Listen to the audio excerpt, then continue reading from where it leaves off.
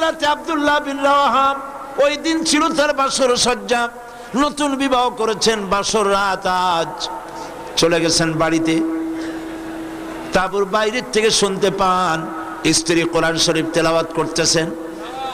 হযরত আব্দুল্লাহ বলছেন, প্রাণের স্ত্রী, আমি তোমার স্বামী এসেছি, একটু কোরআন পড়া বন্ধ করো, আমার একটু কথা শোনো।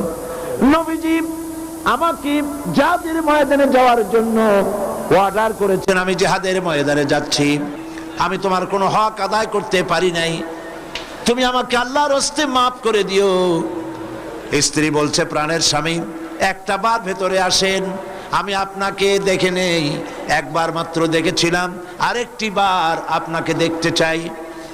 হযরত আব্দুল্লাহ বলেন, প্রাণের স্ত্রী, আমি ঘরের ভিতরে প্রবেশ করব না, ঘরের ভিতরে এলে পরে তোমাকে